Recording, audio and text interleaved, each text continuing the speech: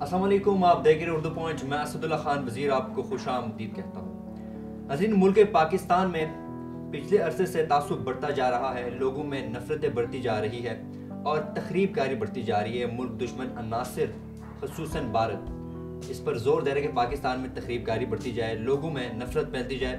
اس پر بات کریں گے. اور اس کے ساتھ ساتھ جو لوگ ہمارے ملک پاکستان کے جو زیادہ تر نوجوان ہیں، اگر ان سے ان کے مستقبل کے بارے میں پوچھا جائے تو وہ کہتے ہیں ہم نے CSS آفیسر بننا ہے، مگر ہماری تخلیقی صلاحیتیں ناکارہ ہو چکی ہے. اس پر بھی تفصیلاً گفتگو کریں گے اور تاریخ کو کس طرح پڑھا جائے ان پر بھی ہم گفتگو کریں گے. ہمارے ساتھ موجود ہے سید گلزار حسن احمد صاحب. اگر کہا جائے کہ پاکستان میں جو تاریخ کے بارے میں جانتے ہیں ان کی فہرست بنائی جائے تو یہ شخصیت سر فہرست آتی ہے، اور یہ کہنا غلط نہ ہوگا کہ ان کے پاس تاریخی علم کا ایک خزانہ ہے. سر بہت شکریہ اپنا قیمتی وقت دینے کے لیے. سب سے پہلا سوال جو ہر کسی کے ذہن میں آئے گا اور آپ سے کرنا چاہے گا سر، وہ یہ ہے کہ لوگ مستقبل کے بارے میں سوچتے ہیں کہ مستقبل کس طرح ہونا چاہیے، ان کے بارے میں پڑھتے ہیں کہ ہمیں کیا چیز نئی اپنانی چاہیے تاکہ ہمارا مستقبل برائٹ ہو. مگر آپ کا سر ماضی سے بڑا گہرا تعلق ہے، ماضی میں آپ گم رہتے ہیں، تاریخ پڑھتے ہیں، آخر اس کی کیا وجہ ہے؟ دیکھیں، یہ آپ نے بڑی اچھی بات کی کہ آج کل کا ہر نوجوان مستقبل کی تلاش میں ہے. بدقسمتی سے جب ملک کی حکومت بے پرواہ ہو جائے عوام کے مستقبل سے تو پھر اس میں انفرادی طور پہ سوچنا پڑتا ہے کہ آپ نے زندگی کیسے بتانی ہے، اپنی زندگی کو بہتر کیسے کرنا ہے. اس میں بری بات بالکل نہیں ہے.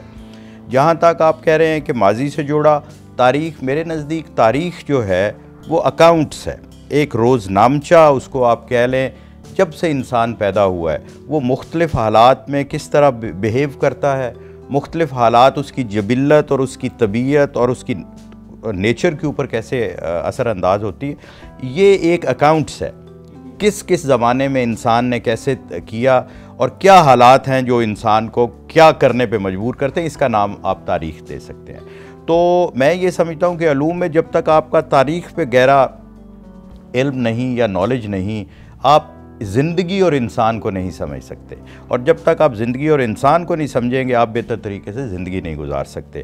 تو میں کئی دفعہ کہتا ہوں کہ ماضی جو ہے اس کے اندر الوہی صفات ہیں کہ نہ مالک خدا اللہ کے ہاں فنا ہے، نہ ماضی کے ہاں فنا ہے. جو ایک دفعہ ایونٹ ہو گیا کسی کو یاد رہے، یہ کائنات ختم بھی ہو جائے گی تو اس کا ماضی اپنی جگہ کھڑا رہے گا. اس سے جڑا رہنا میرے خیال میں اچھائی ہے، لیکن جڑا اس سے رہ کے آپ آنے والے وقت کے متعلق بہتر پلاننگ کر سکتے ہیں. سر کل میں آ رہا تھا تو میرے چند احباب انہوں نے کہا کہ گلزار صاحب سے یہ سوال لازمی کرنا کہ ہمیں جو پڑھایا جاتا ہے کتابوں میں اور جو ایگزام لیے جاتے ہیں وہی کویشچن تاریخی، اگر پیپر میں اگر ایگزام میں کویشچن اس طرح دیے جائیں کہ اب فیوچر کے بارے میں آپ کے کچھ کیا فیوچر بہتر ہم بنا سکتے ہیں پاکستان کا، تو کیا لگتا ہے کہ ہمیں اپنے ایگزامینیشن کو بہتر بنانا چاہیے اور اس طرح کے کویشچنز تخلیقی کویشچن ڈالنے چاہیے؟ دیکھیں، بات یہ ہے کہ جب آپ کسی بھی سسٹم میں زبوں حالی کی طرف مائل ہوں، جا رہے ہوں، وہ پتہ نہیں لگنے دیتا. یہ زندگی ایک ایسی چیز ہے. اب آپ یہ دیکھیں نا کہ آپ ڈھلوان اتر رہے ہوں تو ڈھلوان میں اترنا بڑا کمفرٹیبل ہوتا ہے، چڑھائی چڑھنا مشکل ہے، لیکن آپ کو ڈھلوان میں اترتے ہوئے پتہ نہیں چلے گا اور نیچے آپ کو احساس ہوگا کہ آپ کتنی اونچائی سے نیچے آ چکے ہیں. اسی طرح انسانی زندگی کے اندر جب پلاننگ ٹھیک نہ ہو، آپ کا سسٹم ٹھیک نہ ہو تو آپ اس زوال کی گھاٹیاں اترتے چلے جاتے ہیں. میں یہ سمجھتا ہوں کہ میں نے 85 میں سول سروسز اکیڈمی میں 84 میں نے ایگزام دیا. اس کے بعد اب میں یہ دیکھ رہا ہوں کہ ہمارا نہ صرف سسٹم آہستہ آہستہ کوشش کی جا رہی ہے، ایگزام کو مشکل کیا جا رہا ہے. ایگزام کو مشکل کرنے سے آپ بہتر لوگ نہیں لے سکتے، اس کے سسٹم کو آپ کو دیکھنا ہے کیسے ہے. اب میں یہ نہیں کہہ رہا، ہماری عادت ہے کہ ہم کہتے ہیں ہمارے سے پچھلی جنریشن بہت لائق تھی، اب آگے خراب ہو رہی ہے، اور یہ بدقسمتی سے حقیقت بھی ہے. آپ زندگی کے جس شعبے کو دیکھ لیں وہ آہستہ آہستہ آہستہ ہماری ڈیٹریشن کا شکار ہے. تو اس کا مطلب ہے کہ بدقسمتی سے ہم زوال پذیری کی طرف مائل ہیں. اب آپ ملک کی آپ سیاست دیکھ لیں، آپ بیوروکریسی دیکھ لیں، آپ ملک کے انڈیویجولز کو ایک دوسرے سے رویہ دیکھ لیں، اس کی طرف ہم بڑھتے چلے جا رہے ہیں. اور اس میں کوئی شک نہیں کہ ابھی جو لوگ آ رہے ہیں سول سروس کے اندر، ایڈمنسٹریشن کے اندر، آپ کسی فیلڈ کو اپنے ساتھ دیکھ لیں، ان کے اندر بہتری نہیں آ رہی. وہ صلاحیتیں نہیں ہیں جو ہونی چاہیے. صلاحیتیں تو ہوں گی ان کو. دیکھیں انسان، میں یہ سمجھتا ہوں کہ انسان کی صلاحیت کبھی کم نہیں ہوتی. یہ موقع محل کی بات ہے کہ آپ کو کتنا موقع دیا جا رہا ہے یا آپ کتنا موقع لے رہے ہیں اپنی صلاحیت کو استعمال کرنے کا. ایک بندہ اگر ساری عمر صلاحیت استعمال نہیں کرتا تو وہ بے صلاحیت رہے گا. ہو سکتا ہے وہ صلاحیت سے بھرا ہوا ہو.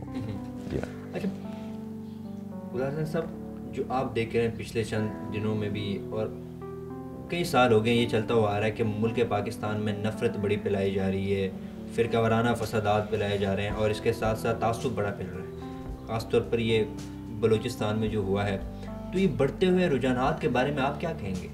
دیکھیں، جب آپ کا دشمن آپ پہ وار کرنے کے اس میں ہوتا ہے، پاکستان ایک اٹامک پاور ہے. اٹامک پاور کا اس کو ایک فائدہ یہ ہوتا ہے کہ اٹامک پاور کے ساتھ ٹریڈیشنل لڑائی لڑنا ناممکن ہے. جب آپ یہ دیکھیں کہ America, Russia, China, France, England, India, Pakistan, ہم ایٹمی طاقتیں ہیں.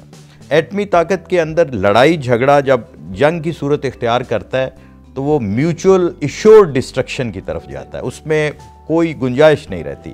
اس لیے آپ جنگ کبھی نہیں لڑتے، آپ غیر روایتی جنگ لڑتے ہیں، نان ٹریڈیشنل، نان کنیٹک وار. اب آپ یہ دیکھیں جیسے افغانستان میں روس کے خلاف امریکہ لڑا، اشارے کر کے اس کو بلا، طالبان بنا، یہ کر وہ کر، القاعدہ جو بھی. اسی طرح ویتنام کے خلاف چائنا اور روس نے مدد کی امریکہ کی. تو نان ٹریڈیشنل وار افیئرز جو ہیں ہمارے خلاف. بدقسمتی سے اب امریکہ ہے، اسرائیل ہے، انڈیا ہے، وہ نان کنیٹک وارز ہمارے خلاف، غیر روایتی. اور غیر روایتی جنگ میں سب سے بڑا ہتھیار ایک دوسرے کے ساتھ لڑانا اور اپنی اداروں کے خلاف نفرت پیدا کرنا، خاص طور پہ فوج کے خلاف نفرت پیدا کرنا.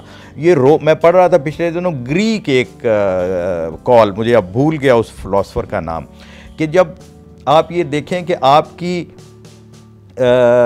جو مسلح افواج ہیں ان کے خلاف معاشرے میں پروپیگنڈا شروع ہو چکا ہے، تو آپ سمجھ لیں کہ آپ تباہی کے دہانے پہ پہنچ چکے ہیں. چونکہ جنہوں نے آپ کو ڈیفینڈ کرنا آپ ان کے خلاف ہیں. تو اسی طرح جو چیزیں آپ کو مضبوطی کا باعث بنتی ہیں، جو مسلح افواج ہیں، آپ کے ادارے ہیں، آپ کا مذہب ہے، آپ کا بھائی چارہ ہے، آپ کا دین ہے، آپ کے جو گروپس ہیں، مطلب پنجابی، سندھی، پٹھان، مہاجر، بلوچی بھائی، یہ ہمیں ایک یونٹ ہے، ایک جسم و جان کی طرح ہے. جب ایک دوسرے سے یہ نفرت ہوگی تو یہ دشمن کی وہ غیر روایتی جنگوں کا ایک اسباب ہے، اور جو وہ پوری طرح کر رہے ہیں. اب ہم نے دیکھنا ہے کہ اگر بم اوپر سے آ رہا ہے تو اس سے کیسے بچنا ہے، گولی آ رہی ہے کیسے بچنا ہے. تو ان جتنی منافرت ہے، جتنی نفرتیں ہیں، ان سے بچنا اس جنگ کا حصہ ہے. سر میرے ذہن میں سوال آیا، مختصر آپ سے جواب بھی چاہیے مجھے. انڈیا، امریکہ دونوں افغانستان میں ہے اور وہاں سے باقاعدہ پاکستان کے خلاف سازشیں کر رہے ہیں، تو کیا لگتا ہے افغانستان کو وہ یوز کیوں کر رہے ہیں؟ کس مقصد کے لیے افغانستان بارڈر کو پاکستان کے لیے یوز کر رہے ہیں؟ دیکھیں، افغانستان سے ہمارا بھائی ہیں، مسلمان ہیں، لیکن ہمارے ان سے تعلقات شروع سے اچھے نہیں رہے. آپ کے سامنے ہے حالات. رشین حملے کے بعد چونکہ ہم نے سپورٹ کیا اگینسٹ امریکہ کے کہنے پہ، تو وہ طالبان کے زمانے میں ہمارے تعلقات ٹھیک رہے. اس کے بعد ہمارے تعلقات اچھے نہیں رہے. تو جیسے حضرت علی علیہ السلام کا فرمان ہے کہ آپ کے 3 دوست ہیں، 3 دشمن ہیں، کہ دشمن کا دشمن آپ کا دوست ہے اور دوست کا دشمن جو ہے وہ بھی آپ کا دشمن ہے. تو چونکہ انڈیا ہمارا دشمن ہے، امریکہ بھی ہمارا دوست کبھی نہیں رہا، اس کے اپنے مفاد تھے ہمیشہ سے. تو یہ تینوں جو ہیں یہ ہمارے بدقسمتی سے دشمن ہیں. اور ظاہر اگر یہ تینوں دشمن ہیں تو یہ تینوں آپس میں دوست ہیں.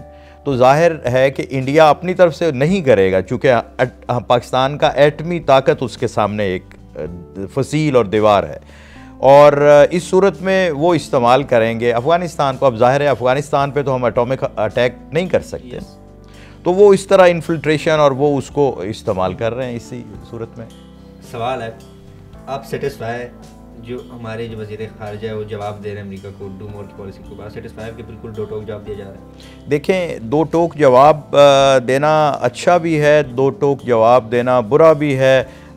میں وہ بات کر حضرت علی کا ہی دوبارہ میں کوٹ کروں گا کہ الفاظ انسان کے غلام ہیں، اور جب وہ ادا کر دیے جاتے ہیں تو انسان ان کا غلام ہو جاتا ہے۔ ہم نے سوچنا ہے کہ do more, you do more یا وی ڈو مور، اس کے نتائج کیا ہوں گے۔ ہم ایک طاقتور ملک ہیں، وہ علیحدہ بات ہے کہ لوٹ کھسوٹ میں ہم اس حال پہ چلے گئے۔ وہ پرسوں میں ٹی وی پہ دیکھ رہا تھا، انہوں نے کہا جی دنیا میں ایک ہم نے مثال قائم کی کہ جی وزیر خارجہ جو ملزم اور مجرم اور اس پہ ایگزٹ کنٹرول لسٹ میں وہ بیٹھے، پر شکر ہے انہیں کچھ خیال آیا، انہوں نے استعفیٰ دے دیا یا جو بھی کیا۔ تو ایسی صورت میں دیکھیں، ہمیں ہر چیز، جب آپ ایک روپ پہ چل رہے ہوں، ہماری اکانومی کا برا حال ہے، آپس میں نفرتیں ہیں، ہمیں یہ سوچنا ہے اور ہم نے یہ دیکھنا ہے کہ ہم اس وقت حالت جنگ میں ہیں، جو دنیا کی خطرناک ترین جنگ ہے۔ آپ کو پتہ ہے کہ فیئر آف ان نون سب سے بڑا خطرہ ہوتا ہے، جس ایسا ڈر جس کا آپ کو معلوم نہ ہو۔ تو نان کنیٹک وار، غیر جو یہ وار ہے، اس کو نان کنیٹک یا نان ٹریڈیشنل وار جو ہے، اس میں آپ کو دشمن نہیں نظر آ رہا، گولیاں بم دھماکے ہیں، دشمن نظر نہیں آ رہا۔ تو اس میں ہر لفظ کہنے سے پہلے، جیسے رسی پہ ایک ہم چل رہے ہیں، ہماری یہ پوزیشن ہے، اس میں دلیری سے کہہ دینا جناب ایسی تیسی ہم دیکھ لیں گے، یہ بھی اچھا نہیں ہے، لیکن بالکل جھک جانا یہ بھی اچھا نہیں ہے۔ ٹھیک سر، اب دوسری طرف آئیں گے، پاکستان کا جو مسئلہ ہے ہمیشہ سے یہی رہا ہے کہ آج کل بھی اگر آپ دیکھ لیں، امیر سے امیر تر ہوتا جا رہا ہے، غریب سے غریب تر ہوتا جا رہا ہے۔ تو آخر ہم ایسی کیا کمی ہے کہ جو ہمارے ملک کے غریب ہے وہ اوپر سطح پہ نہیں آ رہے ہیں، وہ اسی جو زندگی ہے مفلسی کی زندگی گزار رہے ہیں؟ دیکھیں، یہ جب آپ سرمایہ دارانہ نظام میں ہوں گے تو اس نظام کا بیج ہی یہ ہے کہ امیر تر ہوگا، غریب تر ہوگا۔ لیکن اگر آپ دیکھیں تو غریب تر بھی نہیں ہو رہا۔ آپ اپنے بچپن کو دیکھیں یا میں اپنے بچپن کو دیکھوں تو پاکستان میں بہت غربت تھی، خال گاڑی ہوتی تھی۔ اب گاڑیاں اتنی ہیں کہ انسان کو چلنا مشکل ہے، اور ہمارا ایسے ہم خوش قسمت لوگ ہیں کہ ہم نے ملک میں فٹ پاتھ ہی نہیں بنائے ہوئے۔ اس کا مطلب ہے ہر بندہ موٹر سائیکل تو امیر لوگ ہیں جن کو فٹ پاتھ کی ضرورت نہیں ہے، غریب تو ہم نہیں ہیں۔ اور ویسے تو امریکہ بھی امیر سے امیر اور غریب سے غریب تو ہو رہا ہے، لیکن وہ غریبوں کا بھی کچھ خیال رکھتے ہیں۔ ہمارا یہ ہے کہ ہم صرف امیروں اپنا خیال رکھتے ہیں، اور چونکہ جو حکومت میں لوگ یا صاحب اقتدار لوگ ہیں وہ امیر ہیں، انہیں غریب کا سوچیں۔ اس سے اندازہ لگا لیں کہ آپ دنیا جہان کا دیکھ لیں، نئے جو ہمارے آپ مال روڈ پہ چلے جائیں، میں نے دنیا میں بہت تقریباً 47-48 ملک ایز اے ٹورسٹ پھیرا۔ دنیا کا رواج ہے کہ جتنی چوڑی سڑک ہوگی اتنے ہی دونوں سائڈوں پہ ڈیوائیڈڈ فٹ پاتھ چوڑے ہوں گے۔ ہمارے فٹ پاتھ ہیں ہی نہیں، تو غریب تو ہیں نہیں، ورنہ ان کے لیے فٹ پاتھ تو ہوتے۔ سر، آپ نے کئی کتابیں بھی لکھی ہیں، خاص طور پر معاشرے کی جو یہاں پیچیدگیاں پائی جاتی ہیں ان کو آپ نے لکھا ہے، بیان کیا ان کتابوں میں۔ سر، اگر دیکھا جائے وہی یہ ہے کہ جو غریب ہے ان پر زور دبایا جاتا ہے، ان کو دبایا بھی جاتا ہے، اور جو عام لوگ ہیں اکثر لوگ وہ یہی کہتے ہیں کہ جو غریب لوگ ہیں، خاص طور پر جو بھارت اور جو دیگر ایجنسیاں ہیں ان کو ٹارگٹ کرتی ہیں، ان کو پیسے دے کر ان سے تخریب کاری بھی کرواتی ہے، ان سے دہشت گردی بھی کرواتے ہیں۔ تو آپ اس بات سے کتنے مطمئن ہیں کہ واقعی جو غریب لوگ ہیں ان کو یوز کیا جاتا ہے پیسے دے کر؟ دیکھیں، جب جو لالچ میں آتا ہے انسان تو اس میں غربت اعلیٰ کار نہیں ہوتی۔ آپ اس بات سے ایگری نہیں؟ بالکل ایگری نہیں کرتا۔ میں یہ سمجھتا ہوں کہ امیر لوگ ہماری تباہی اور بربادی اور ہماری زبوں حالی کا غریب سے زیادہ شکار ہیں۔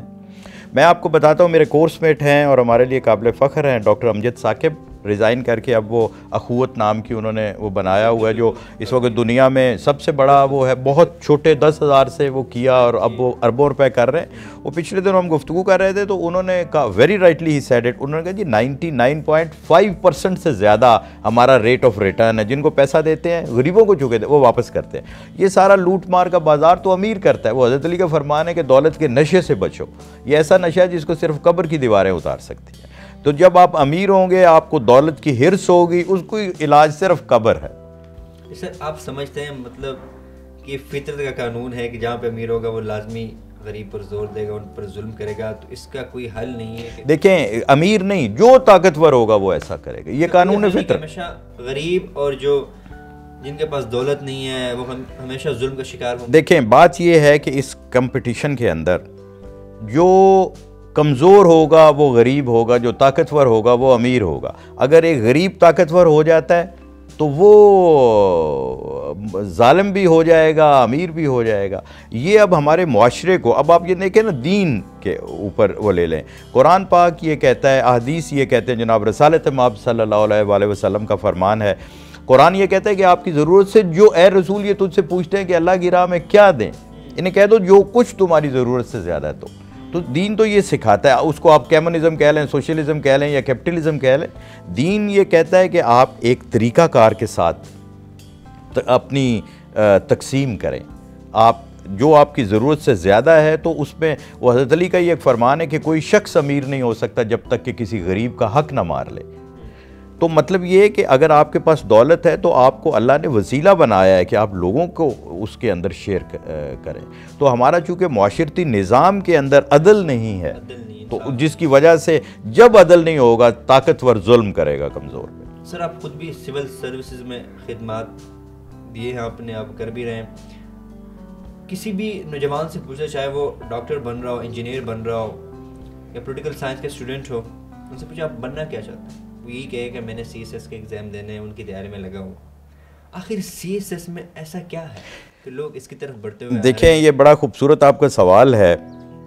جو ترقی پذیر ملک ہوتے ہیں، جو غریب ملک ہوتے ہیں، مالی لحاظ سے بھی اور ذہنی لحاظ سے بھی، آئی ایم سیئنگ مالی اور ذہنی دونوں سے، وہاں سول سروس کا بڑا ہوتا ہے۔ یورپ کے جو ایڈوانس کنٹریز ہیں وہاں تیسرے درجے کے لوگ سول سروس میں جاتے ہیں۔ ہو سکتا ہے ہم بھی تیسرے درجے کے ہوں سول سروس میں آئے، آئی ایم ناٹ سیئنگ کہ ہم کوئی بڑی چیز ہیں۔ وہ ایک کہتے ہیں نا، نوکری کیا اور نخرہ کیا ہے، تو نوکری وہ ایک آدمی کی ہو یا حکومت کی ہو، لیکن اس میں چونکہ مراد زیادہ ہیں، پھر یہ ہے کہ بے لگام ہے بیوروکریسی۔ آپ کی بات کر رہا ہوں، زیادہ تر لوگ اس لیے بھی جا رہے ہیں کہ پاور ہوتی ہے بندے کے پاس، آپ کی فیملی اسٹرانگ ہوگی، کوئی آپ سے بات نہیں کر سکے گا، جس سے زیادہ مجھے کہ میرے پاس پاور ہوگی۔ یہی میں کہہ رہا ہوں، یہی سب سے بڑا ہمارا فیلئر ہے کہ ایک ملازم کو، دیکھیں بات یہ ہوتی ہے کہ جو M N As, M P As, representative ہیں، وہ عوام کے نمائندے ہیں، ہم لوگ عوام کے خادم ہیں۔ کسی جگہ گورنمنٹ آفیسر نہیں، ہماری جتنی بھی ڈاکومنٹیشن یا پیپرز ہیں اس میں پبلک سرونٹ لکھا ہوتا ہے۔ Every civil servant it's a civil servant, it's a public servant. اگر وہ خود آپ کے سر پہ چڑھ گیا ہے اور عوام نے چڑھا لیا ہے یا چڑھ کے بیٹھ گیا ہے سر پہ، تو اس کا تو اس کو آپ ایم این اے بھی خوشامد کر رہے ہیں، ایم پی اے بھی خوشامد کر رہے ہیں، تو جب وہ لوگ دیکھتے ہیں کہ یار یہ تو کوئی بڑی بادشاہت ہے، تو لوگ اس کی طرف اٹریکٹ ہوتے ہیں۔ تو جب اٹریکٹ ہو کے جاتے ہیں، وہ سروس کے لیے نہیں جا رہے ہوتے، وہ بادشاہت کے لیے جا رہے ہوتے ہیں۔ یہ اب آپ کو یہ ذہن میں ہوگا کہ جب 47 کے بعد برٹشرز نے جتنے بھی یہاں کے ٹرینڈ سول سرونٹ تھے سب کو نکال دیا تھا۔ کیوں نکال دیا؟ انہوں نے کہا جی you were trained to rule, here are civil servants are trained to serve. حالانکہ میں یہ سمجھتا ہوں کہ انگریز کے لوگوں میں آج کے ہمارے سول سرونٹ سے وہ کہیں بینیولنٹ تھے، ان کا اس ملک و قوم سے کوئی تعلق نہیں تھا۔ They were rulers, even then they ruled with some principle. We are servant, but we are trying to rule the masses. تو اس سے بڑی بدقسمتی کیا ہو سکتی ہے؟ ٹھیک، بالکل آپ نے بڑی زبردست خوبصورت بات کی ہے۔ ایک اور بھی یہاں پہ پوائنٹ اٹھتا ہے کہ پچھلے سال جو بھی سی ایس ایس کے ایگزام ہوئے، 2% ریشو صرف سی ایس ایس پاس کر کے گئی ہے پاکستان کے لوگوں۔ آخر تخلیقی صلاحیت کم ہو رہی ہے کہ بچے سی ایس ایس کا پیپر اٹیمپٹ نہیں کر پا رہے ہیں، صرف 2%۔ آپ خود سوچ لیں کتنے ہم تخلیقی صلاحیتوں میں کم ہو چکے ہیں۔ تو آخر کیا لگتا ہے کس طرح ہم اس کو امپروو کر سکتے ہیں، آنے والی نسلوں کو ان کی تخلیقی صلاحیتوں کو بڑھا سکتے ہیں؟ میں یہ سمجھتا ہوں کہ تخلیقی صلاحیتیں ہمارے نوجوانوں کی کم بالکل نہیں ہو رہی۔ آپ نے رکھنے جتنے ہیں اس کے مطابق آپ میرٹ کو سخت کریں گے، یا ایک آپ چھاننی لگائیں گے، چونکہ سی ایس ایس میں پاس ہونا آبجیکٹیو نہیں ہے، کمپیٹ کرنا آبجیکٹیو ہے۔ میں نے جب 84 میں ایگزام دیا تو آئی ریممبر کچھ 9,500 کینڈیڈیٹس تھے۔ اس 9,500 میں سے 164 لوگ وی ور سلیکٹڈ فار 85 بیچ کے سول سروس میں۔ اب اگر آپ اس کو دیکھیں 9,500 میں سے 160 یا 200 کر لیں تو وہ بھی 2-3% بنا۔ صلاحیتیں کم نہیں ہوتی، صلاحیتوں کو بروئے کار کیسے لایا جاتا ہے۔ لیکن ایک افسوسناک چیز یہ ہے کہ جب ہم لوگ آئے آپ کو یاد نہیں ہوگا، میرا اور ایج ڈفرنس کافی ہے، ہمارے بچپن میں ہوتا تھا کوئی چھوٹے موٹے تھانے لیول پہ، تحصیل لیول پہ کوئی پیسے لیتا تھا اور لوگ اس کو نفرت کی نظر سے، اس کے بچوں کو، وہ یار اس کا باپ رشوت لیتا ہے. اب جتنا زیادہ پیسہ ہے پجیروں کوئی تو ہماری ڈیٹریشن ذہن کی ہو چکی ہے. سر مختصر آپ جواب دیجیے گا، ایک نوجوان لڑکا کوئی وہ تاریخ پڑھنا چاہتا ہے تو کہاں سے شروع کرے، کس طرح پڑھے؟ دیکھیں تاریخ تو آپ کہیں سے بھی شروع کر سکتے ہیں. تاریخ کا تو پٹک بہت زیادہ جاتے ہیں تاریخ پڑھ کے نا، تو کس طرح سر ایک نوجوان آپ مشورہ کیا دیں گے؟ لیٹس سپوز ایک جوان ہے، آپ سے مشورہ مانگنے آتے کہ مجھے تاریخ پڑھنی ہے، تو کہاں سے شروع کریں؟ پہلے تو اپنے آپ سے شروع کرے کہ اپنے آپ کو پڑھے کہ وہ کیا چاہتا ہے، کیا کر رہا ہے، کیا نہیں کر رہا، اس کا فیملی نے کیا کیا. دیکھیں تاریخ جو ہے ہمیں غلط پڑھائی جاتی ہے. ہم تاریخ سے اپنا مطلب نکالنے کی کوشش کرتے ہیں، اور یہ میں سمجھتا ہوں کہ سب سے بڑی خیانت اور بددیانتی یہ ہے جب آپ گزری ہوئی چیز کو نکال کے اس کی ہڈیوں کو خراب کریں. تو جو تاریخ، جو وقت گزر گیا، وہ جیسے بھی گزرا، اب اس کو آپ لبادہ پہنا کے اب آپ جیسے ہم کہتے ہیں کہ جناب وہ سندھ کے ڈاکوؤں نے لوٹ لیا اور ایک عورت نے کہا حجاج میری مدد کو آ تو، حالانکہ وہ ظالم ترین شخص تھا اسلامی تاریخ میں، اس سے زیادہ بڑا خائن اور ظالم شخص نے گزرا حجاج بن یوسف سے. وہ حضرت حسن بصری کے متعلق ایک میں پڑھ رہا تھا کہیں کہ انہوں نے کہا کہ اگر دنیا کے خبیثوں کا مقابلہ ہو اور ہم اپنی طرف سے حجاج بن یوسف کو پیش کریں تو وہ تمام خبثاء پہ نمبر لے جائے گا. اب اس کو ہم نے ہیرو بنا کے پیش کیا ہوا ہے. ظالم آدمی تھا، یوزرپر تھا، جو بھی تھا، ادھر حملہ کرنا تھا، لیکن یہ کہ جی سری لنکا سے جا رہا ہے، ایک عورت نے بولی، لاکھوں عورتوں کو ذلیل کیا اور لاکھوں بندے اس نے بے گناہ مارے. تو ہمیں دیکھیں، ہم نے انڈیا پہ مسلمانوں نے قبضہ کیا، وہ سب جو طاقتور ہوگا کرے گا، لیکن یہ بنا کے کہ جناب وہ بہت بھلائی کے لیے ہوا تھا اور ایک عورت مظلوم ماری گئی تھی، تو یہ غلط ہے.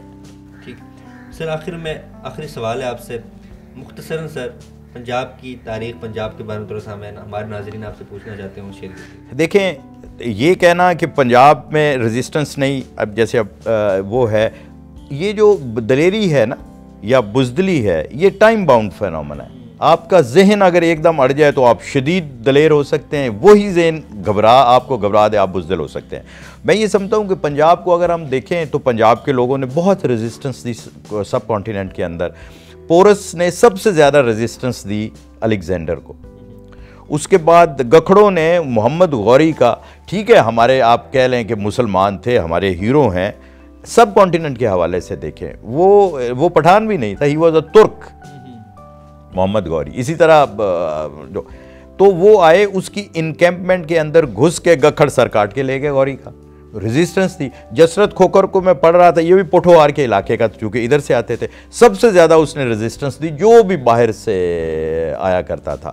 تو پنجاب کی تاریخ، لیکن 1857 میں انگریز کو ہمارے اس علاقے میں سب سے زیادہ سپورٹ بھی پنجاب نے کیا، سکھوں نے کیا، ہمارے یہاں جو بڑے بڑے جاگیردار تھے انہوں نے ساروں نے انگریز کو سپورٹ کیا. تو کبھی کچھ اور کبھی کچھ، یہ ہماری تاریخ ہے. بہت شکریہ سر اپنے قیمتی وقت دینے کا. سر بڑی مہربانی، تھینک یو ویری مچ. ہم نے گزار حسنین صاحب سے باتیں کی، کافی معلومات ہم نے ان سے لی، اور بڑا خوبصورت انہوں نے تجزیہ بھی پیش کیا کہ تعصب اور تخریب کاری کیوں جاری ہے پاکستان میں. ناظرین اپنا فیڈ بیک ضرور دیجیے گا. اگلے پروگرام تک اسد اللہ خان وزیر کو اردو پوائنٹ سے دیجیے گا اجازت. اللہ حافظ.